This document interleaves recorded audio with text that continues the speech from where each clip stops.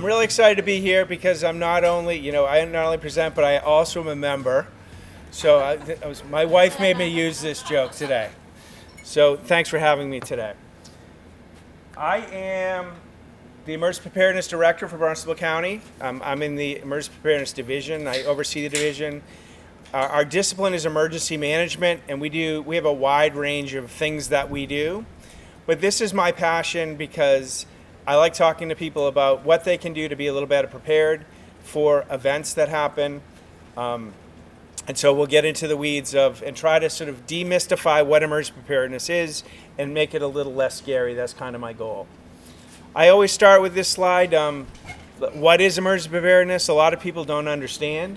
And the best definition I come up with was it refers to the steps you can take to make sure you're safe before, during, or after an emergency or a natural disaster.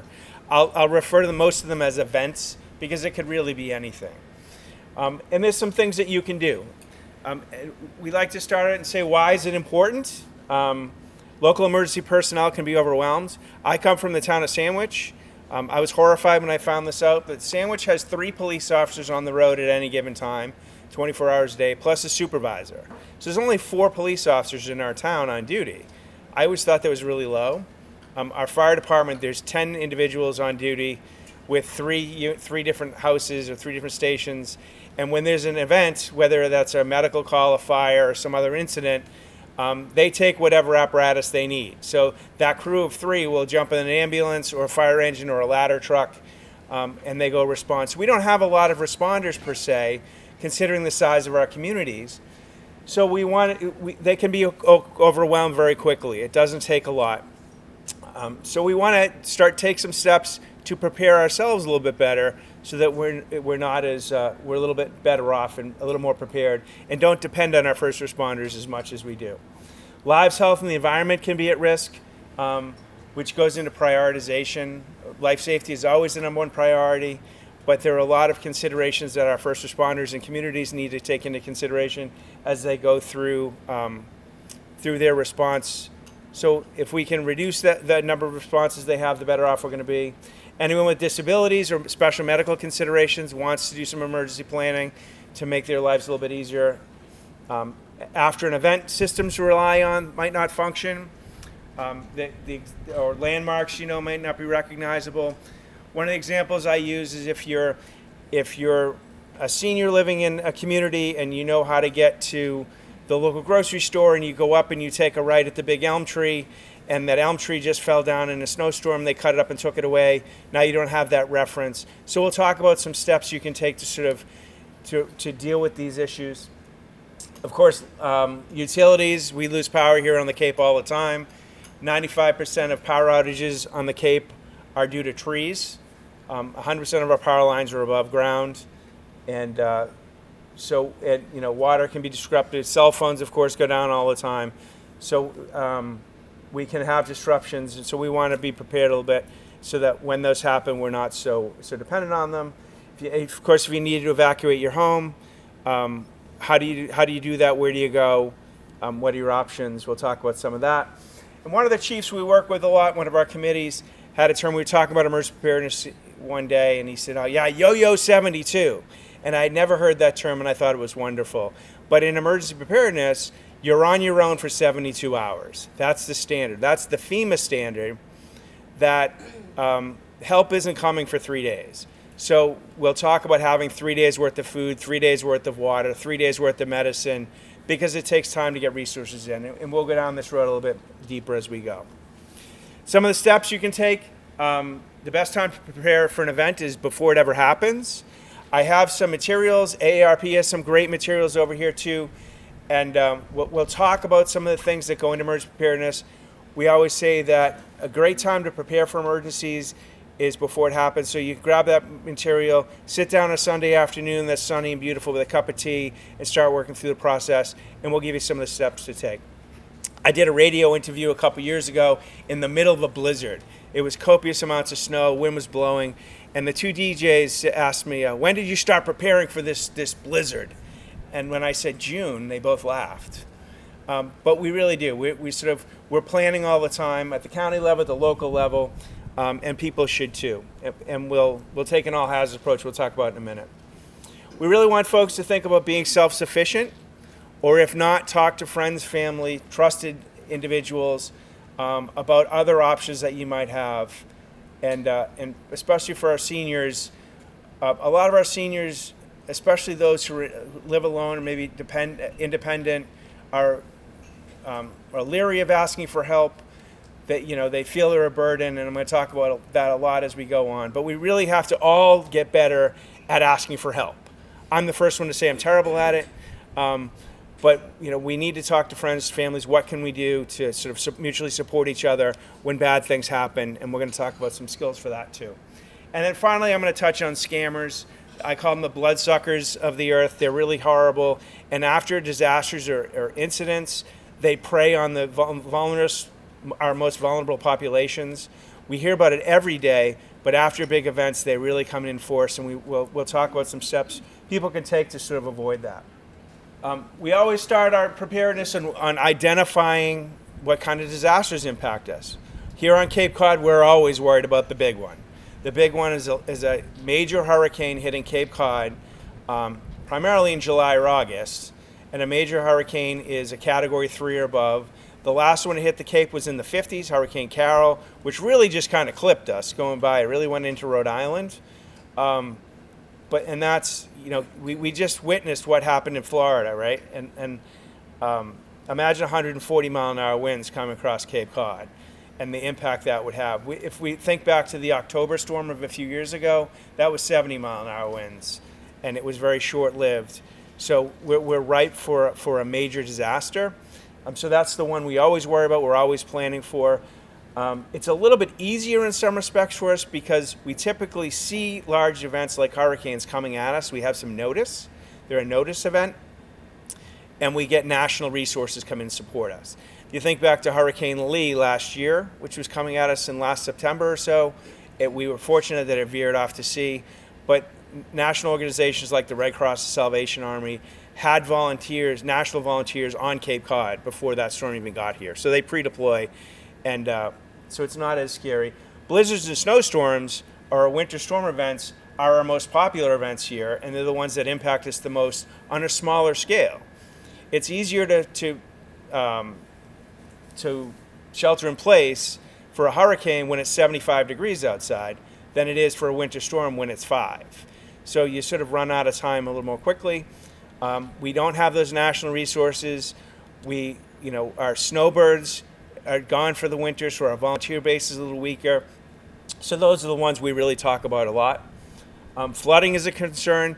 Not so much the flooding we're seeing in North Carolina, South Carolina, and Florida per se. We deal with coastal issues more than the major riverine flooding that we're seeing down south. But we're on a peninsula, and we are impacted by floods. We never talked about tornadoes until 5 years ago, but we've seen a series of those over the last few years, and those are no-notice events, which can be pretty devastating pretty quickly. Drought is a good one. A couple years ago, we were in drought season, and everyone is like, well, what's the big deal? We can't water our lawn today, but what drought leads to is one of our major concerns here on Cape, and that's wildfire. We have a huge fire load here. There's a lot of green trees. There's a lot of things that can burn, and we don't have a lot of wildland firefighting assets here. It's sort of not what they do, so it poses a pretty big risk to us here. So we worry about drought conditions. Nor'easters are really just bad winter snowstorms, and of course they all lead to power outages, right? Which is the big problem that we have. It's a little bit harder when it's 5 degrees to stay home with no heat. So, and people with medical devices or other functional needs that require electricity have some concerns. So, and of course, we didn't even have health emergencies on this until COVID-19. We've all lived through to that. So these are all things that we need to sort of plan for. But in emergency management, we take an all hazards approach.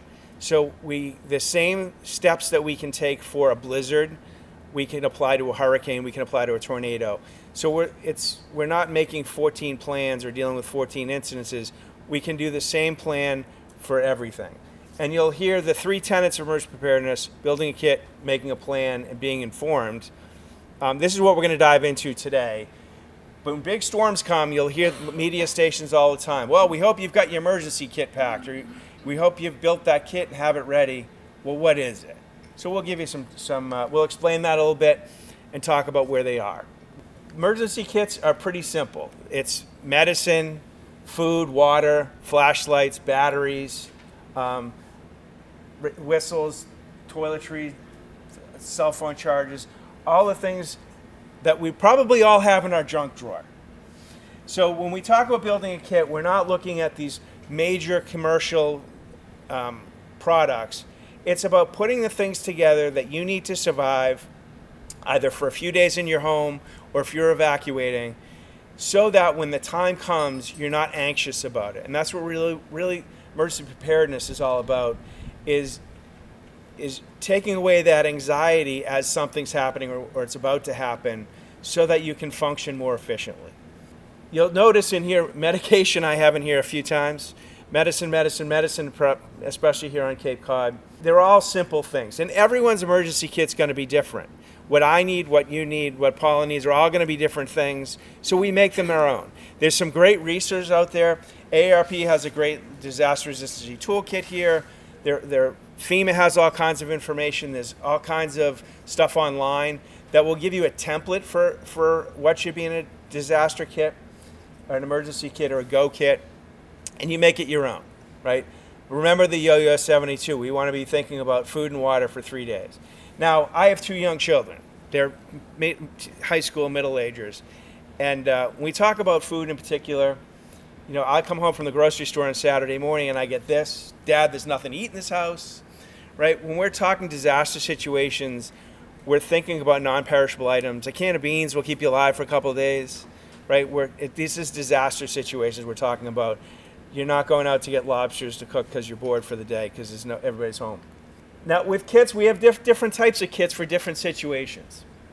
The first one being a disaster kit. If you were going to shelter in place, say there's a hurricane coming at us, we've got 3 days, we know it's coming, and our plan is to shelter in place in my house, we have a disaster kit. It's the things that we need to survive for 3 days.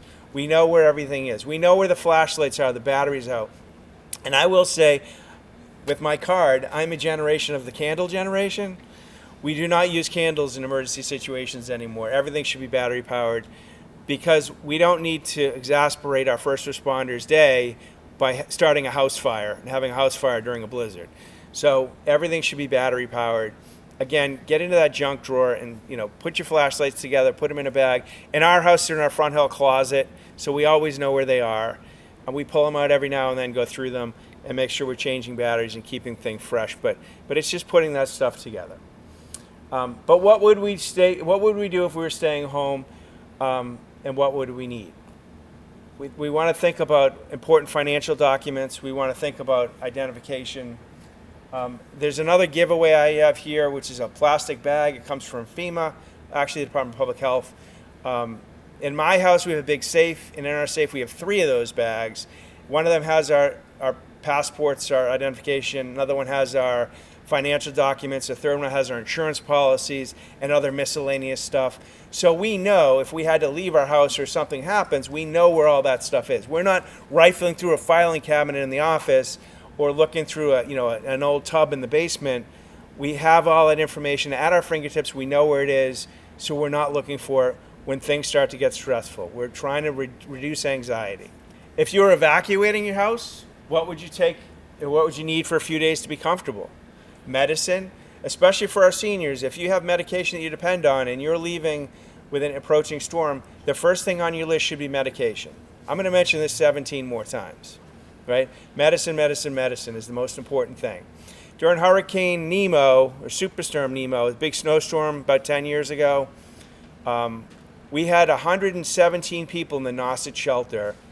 90% of them were over the age of 65, and about 80% of them forgot their medication. So the answer to that, with 2 feet of snow on the ground, was the firefighter and the EMT stationed in the staff to the shelter would walk up to people and say, "Give us your house keys." And they would drive through the snow, dig their way into the house, and rifle through the kitchen, the front table, the bathroom, trying to find the right medication. So we want to avoid that. We want folks to be thinking of that, things to take with that. 3 days worth of food. What would you take on a 3-day trip if you're going away? If you're, medicine, food, it never hurts to have extra food, to comfort items. If you're going to a shelter, it's perfectly acceptable to bring a suitcase to a shelter. When I used to staff them, I would bring my own pillow, my own blanket. Like, I like to be comfortable, right? So you make your life easier. If you're driving there in particular, it's perfectly acceptable to load the back of your car. My kids are Boy Scouts.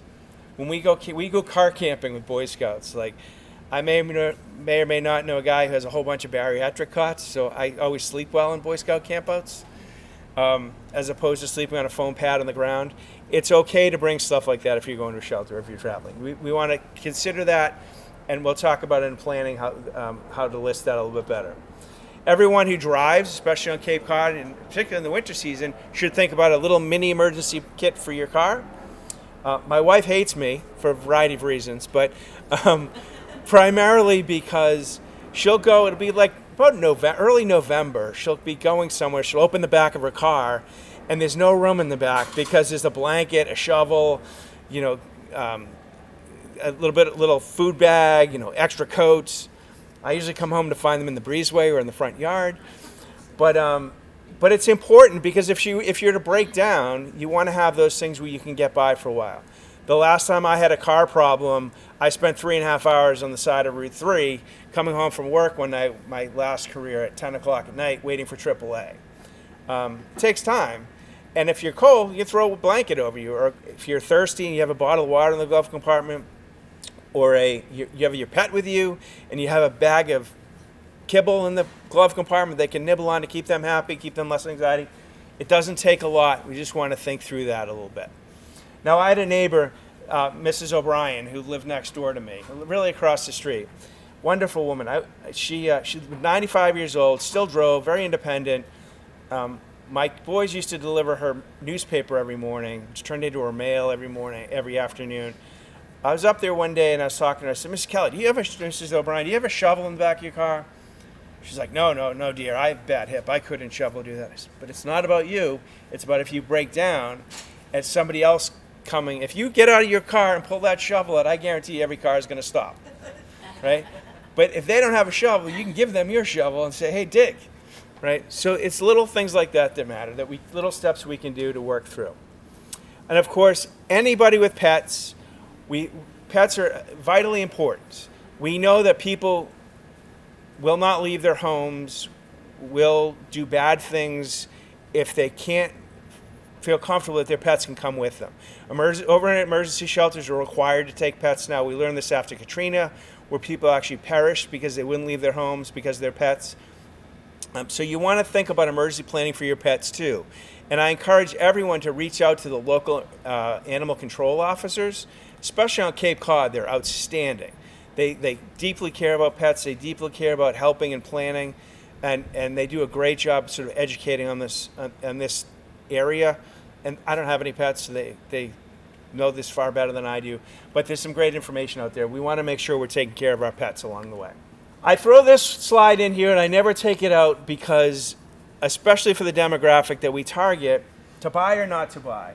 You can spend as much money as you want to on emergency planning, emergency kits, but you don't really need to.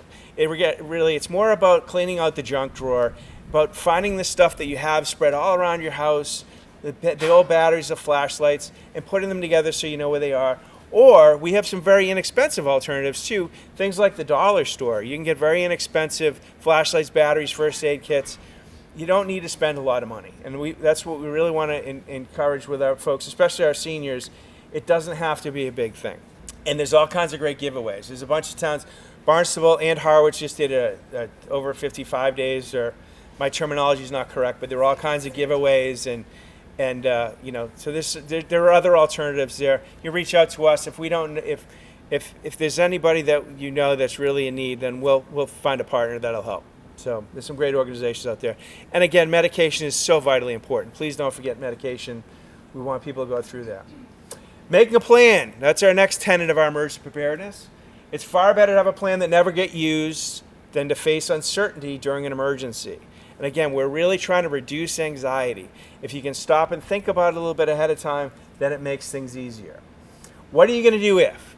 Now, in our family, our emergency plan revolves around if there was a big major storm coming and we know that it's coming, our plan is to evacuate.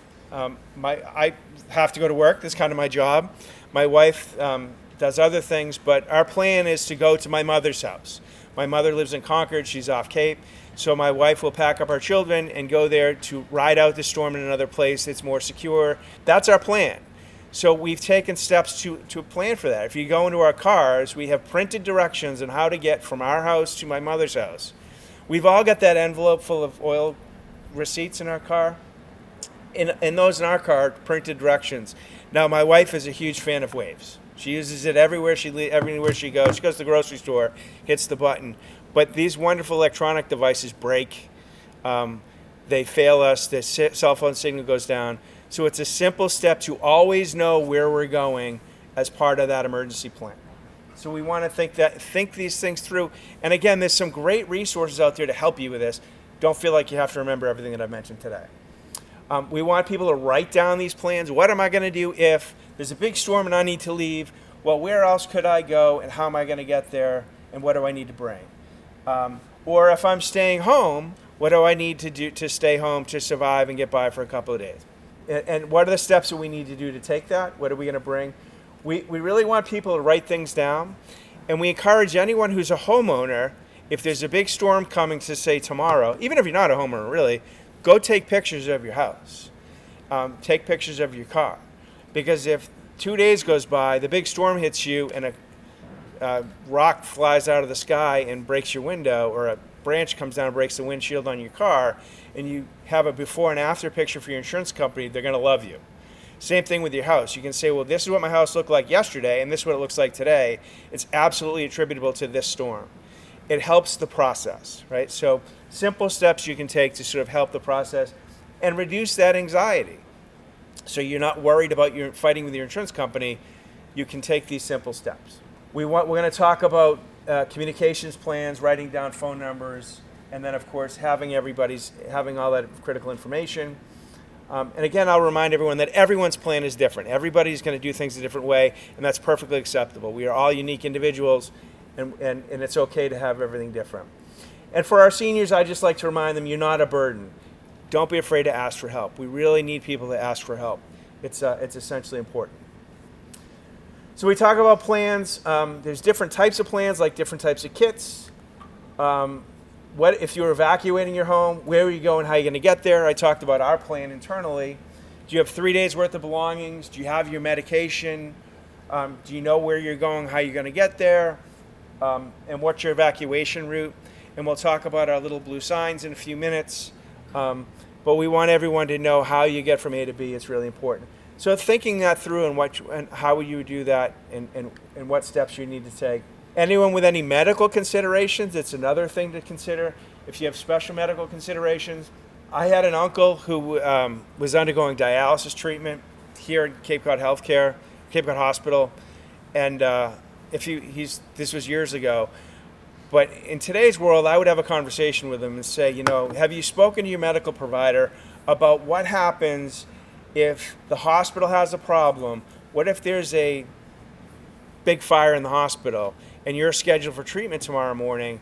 You turn on the news at 6 o'clock and there's all of a sudden Cape Cod Hospital is going to be closed for a week.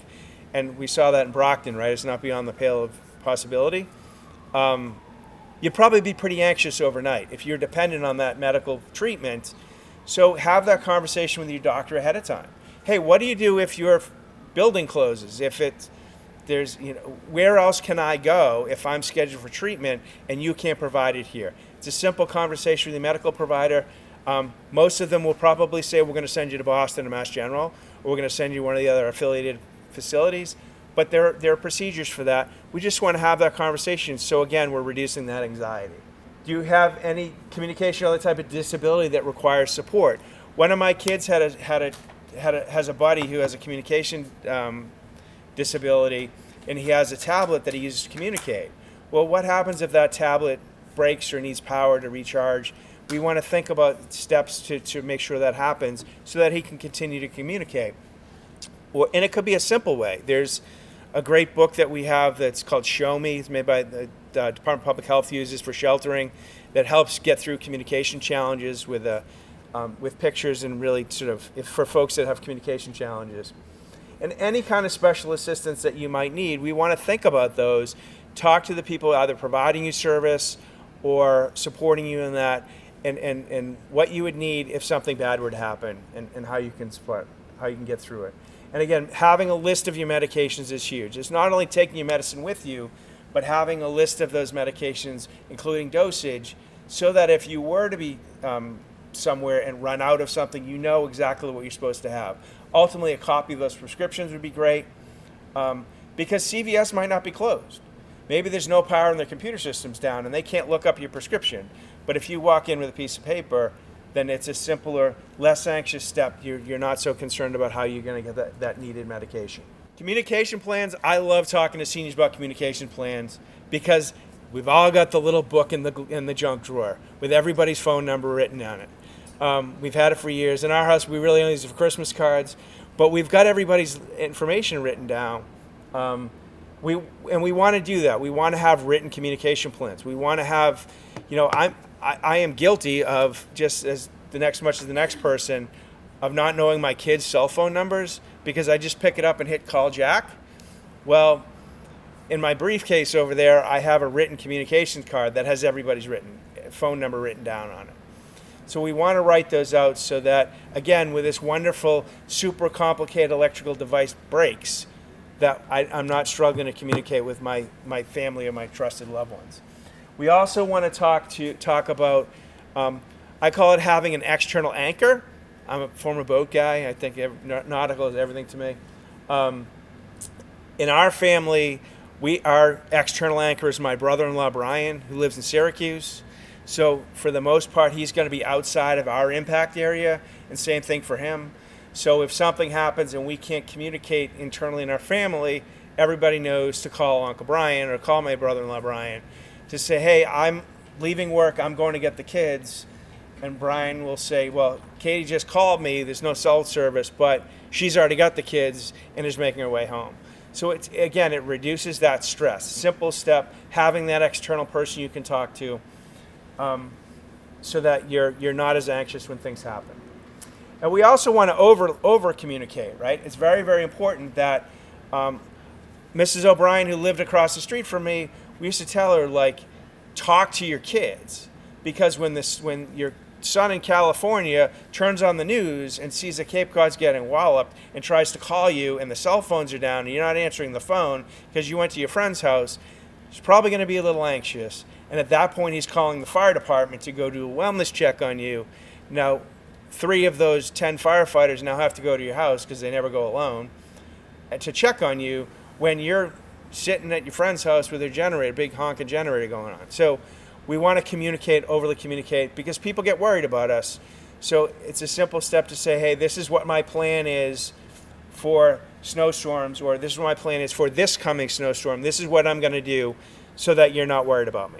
The last section of emergency preparedness, but I'm not done after this, don't worry, is being informed. We want people to be informed. Now, there's some great local community access channels on the Cape and the islands that are great at pushing information.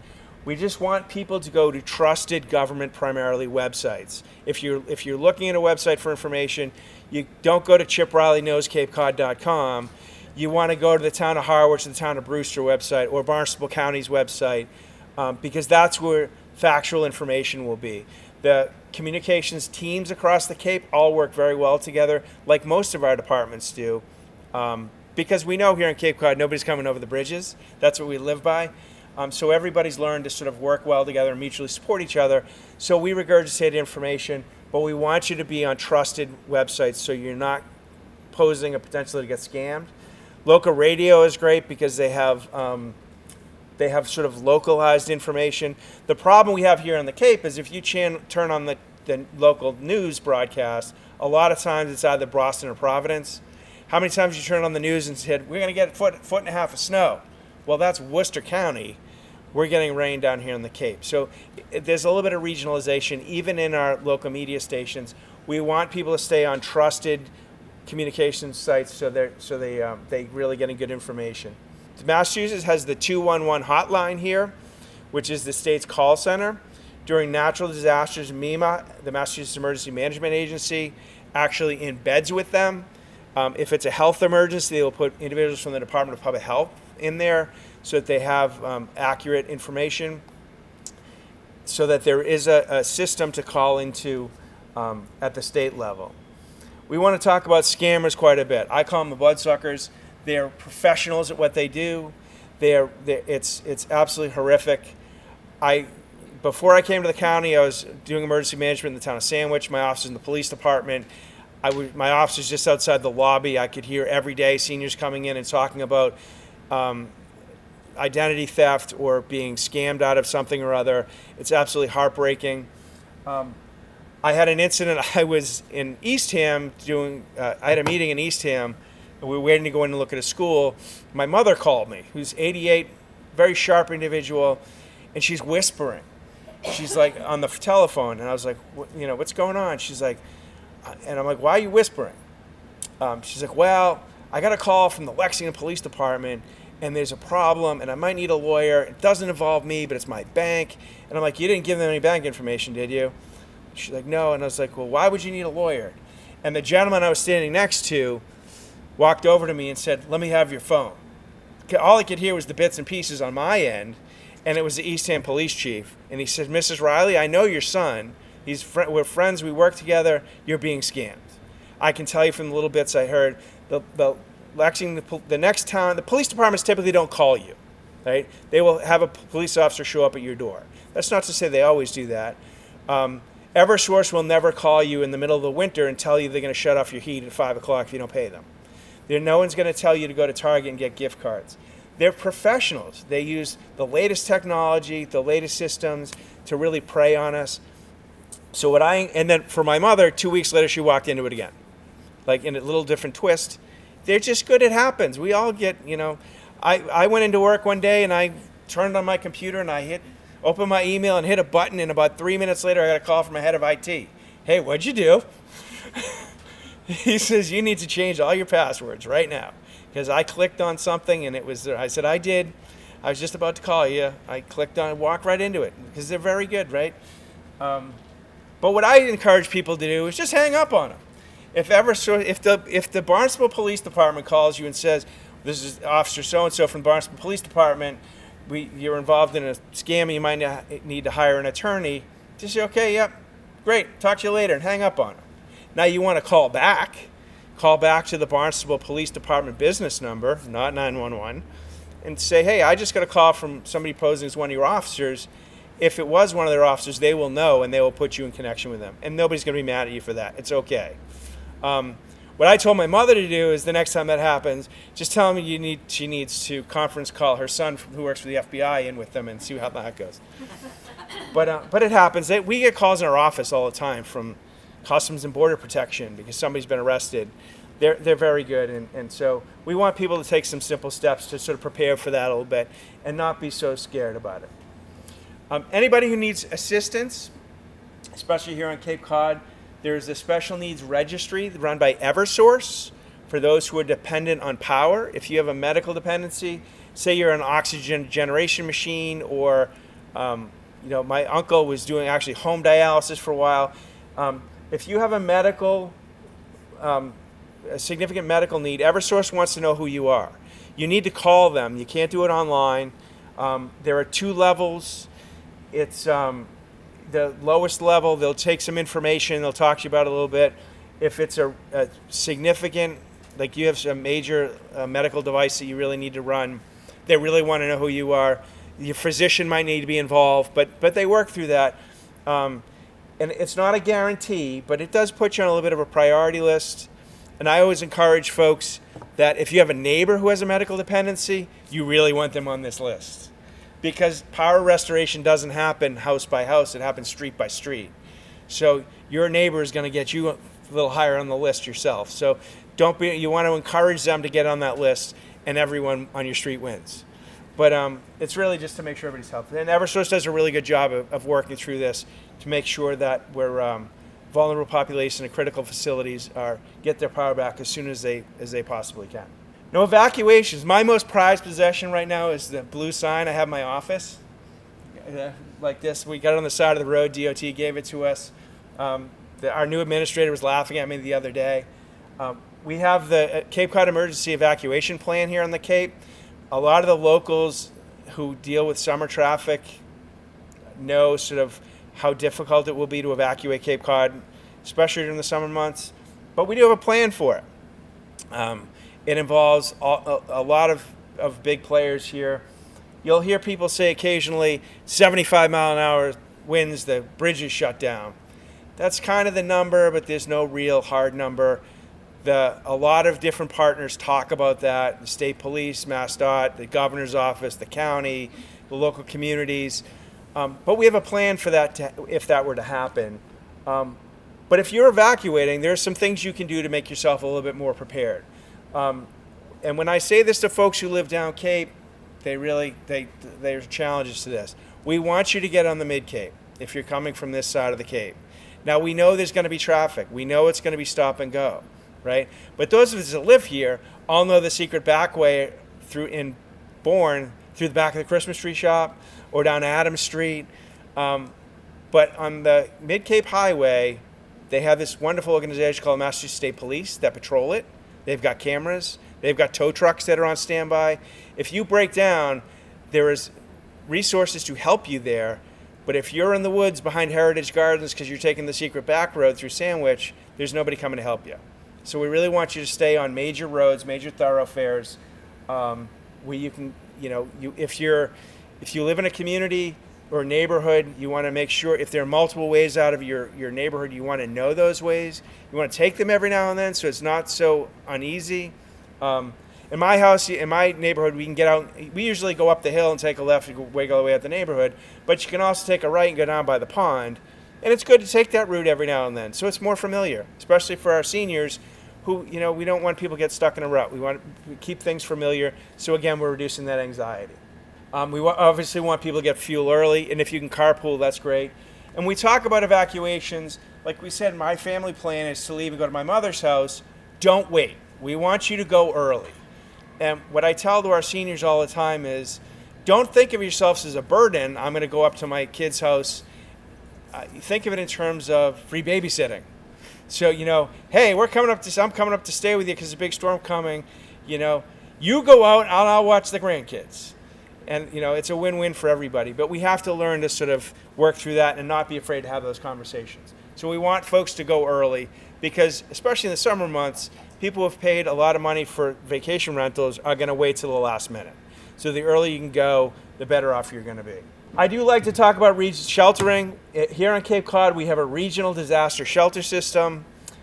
We've pre-identified 6 major shelters, plus 2 more ancillary shelters, and then 1 more, which is the shelter of last resort, which is if the big one happened and the bridges did close, we have another shelter identified at Joint Base Cape Cod.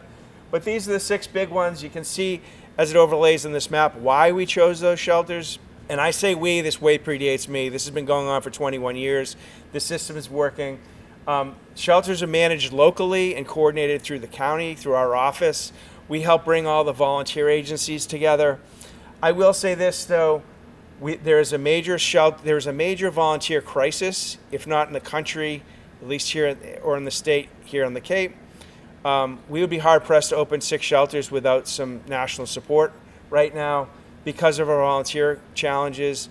And it takes a lot to open a shelter. You need 18 people to open a regional shelter for the first shift, and that's every 12 hours. So it's a heavy lift because of all the functional needs, the pet components, the medical considerations we have. There's a lot that goes into it. But we do, and also they're all in schools. So one of the other priorities is to open school as soon as we can. But we do have a system. We've got a lot of great stuff. We've got some great procedures, great plans, great equipment, all pre-positioned. So it's a great system we have here on Cape, and we're ready for it. But they're not comfortable. Now on Cape Cod, our shelters, we call them lifeboats, not cruise ships. They're uncomfortable. It's an army cot with a wool blanket and an inflatable pillow. You're not staying in a beautiful resort like this. It's a disaster shelter. It's designed to keep you alive. So we encourage people to talk to friends, families, trusted neighbors, trusted individuals about other options you have. What I like to tell when I do this to our senior groups, I say, listen, we have to start having these difficult conversations. But what I do is, I tell my buddies, like, hey, you've got a house in Newport, I might need to come visit. But better yet, rather than have that conversation, say, hey, I got a house in the Cape. Why don't you come down the Cape and, you can come here and hang out with us if you need to evacuate. And if I need to evacuate, maybe I'll come to your house. And so we can help each other as we go along. We just have to not be afraid to have the conversation. There's different ways to approach it. There's different ways to handle it. But we really want to try to identify other places. And for those folks that don't have anywhere else to go, we have a plan for that. We have a system for that. But they're not comfortable. And we just like to encourage that. You're not getting clam chowder and, Now pets, we like to talk about pets. Again, our animal control officers in the communities there's a couple in the Mid-Cape area that are really phenomenal, but as a whole, they're all great. They've got some much better information that I do. I will say that all of our regional disaster shelters take pets, but it's cohabitation. So you're not taking your dog and sleeping at the foot of your bed. It's going into a crate in the animal section. You're responsible for managing that pet. You have to go feed it, walk it, clean up after it, unless it's a service animal, of course. But they're welcome. We don't want people to not come or not evacuate or not leave because of a pet and be in a dangerous situation. Again, do you have a better place to go? And we literally have a whole video on the fact that our shelters are lifeboats, not cruise ships. We just like to manage that expectation. It's a school gymnasium. They're cold, they're uncomfortable. So we really want folks to realize that they're not a burden. It's okay to ask for help. So in summing up, we want to know our hazards, what could impact us, what could affect us, and what we plan for. And then we're building a kit, making a plan, and being informed. And again, there's some great online resources. There's some great resources here in the room for what could be in that kit and how you begin the planning process. And I hope today that that we started thinking about it a little bit and we sort of demystified it a little bit, and we can help you sort of take the next step to start some of this. Does anybody have any questions? Yes. What do you do with nursing facilities?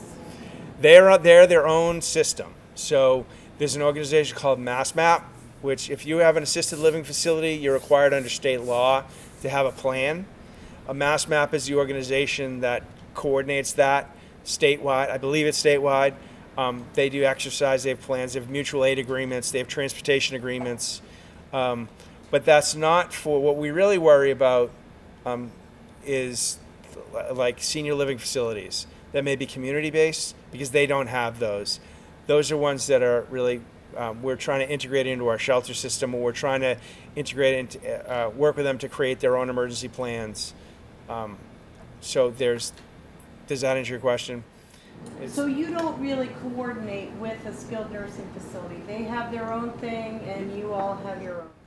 We do, but our emergency shelters will take anyone. We don't turn anyone away. Okay. We've taken group homes in. We've taken, but one of the conditions is if a skilled nursing facility were to evacuate and come to a shelter, then the staff has to come with them, so they're supporting themselves. But again, they're kind of a bad example because they're required under state law to have a plan for that. But it's the senior living facilities and some of the other vulnerable populations that don't have that support network that we do welcome them in, and that's why it's such a big lift to open a shelter, because we have a huge medical component that comes. It's 8 people as part of that 18 to deal with functional needs and make sure that we're addressing all the things that we need to address.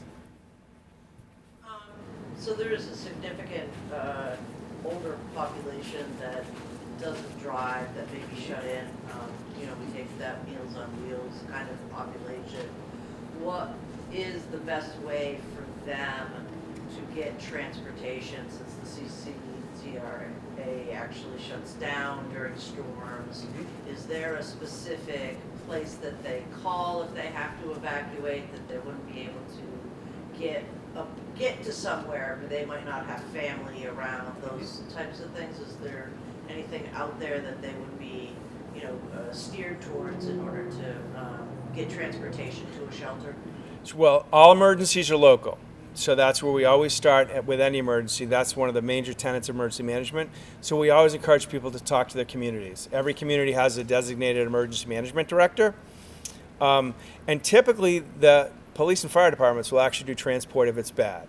So, but by pre-planning for some of this, we can sort of take some of that off the table. And that's our goal, is to say, hey, do you have a better place to go? Maybe you don't, but if it's a big enough storm and we're pre-activating, can you get there earlier than that? RTA supports our regional shelter program. They support everything. They're a wonderful organization. If we open a shelter, there's at least one bus that's assigned to it to take people back and forth as needed, assuming the roads are safe to maneuver on. But we've had police officers show up, ambulances will show up. We actually get a waiver from the state for large-scale events, or the fire departments do, where they can transport via ambulance from a person's home to a shelter or to another facility. Typically, they have to only go to a medical facility, but they can get a waiver for that during big events. So there's a whole process, and that's really handled at the local level. Well, thank you for all coming out today. You took the first step. You showed up. We appreciate that. We're always available for anybody to answer questions. If we can ever do for anyone or any other demographics, we can reach out. And anyone has any ideas and who else we can present to, we're always welcome to do that. We're always looking to do that too. So thank you for being here today.